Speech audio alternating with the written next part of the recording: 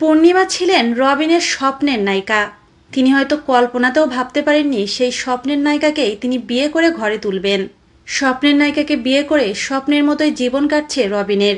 তাই তো তিনি বিয়ের ৩ বছর পূর্তিতে স্ত্রীর প্রতি ভালোবাসা এবং কৃতজ্ঞতা প্রকাশ করতে বলেননি। পূর্ণিমার সঙ্গে কিছু দুর্লভ মুহূর্তের ছবি শেয়ার করে তিনি লেখেন, আলহামদুলিল্লাহ, আজ আমাদের বৈবাহিক জীবনে ৩ বছর পূর্ণ হলো, যা ছিল ভালোবাসা, ধৈর্য আর অগণিত স্মৃতির এক অসাধারণ যাত্রা। স্ত্রীর প্রতি ভালোবাসা প্রকাশ করে রবিন লেখেন, আল্লাহর কাছে অশেষ কৃতজ্ঞতা যে তিনি আমাকে দিলারা হানিফ পূর্ণিমার মতো একজন জীবনসঙ্গী দিয়েছেন, যে আমাকে বোঝে, সমর্থন দেয় আর সবসময় আমার পাশে থাকে। তুমি আমাদের এই পথ চলাকে এতটা বিশেষ করে তুলেছ, আমি এর চেয়ে বেশি কিছু কল্পনাও করিনি।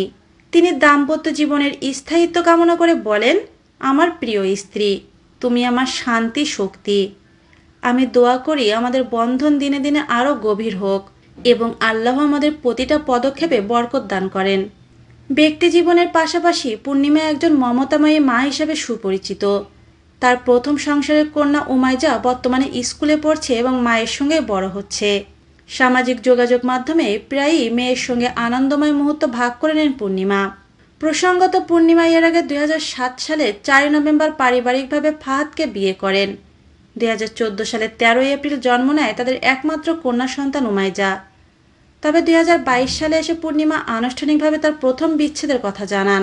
অন্যদিকে পূর্ণিমার বর্তমান স্বামী আশফাকুর রহমান রবিন একজন কর্পোরেট পেশাজীবী এবং মিডিয়া অঙ্গনে তুলনামূলকভাবে নতুন মুখ হলেও পূর্ণিমার জীবনে তিনি এক স্থির এবং সহানুভূতিশীল সঙ্গী হিসাবে নিজেকে প্রতিষ্ঠিত করেছেন।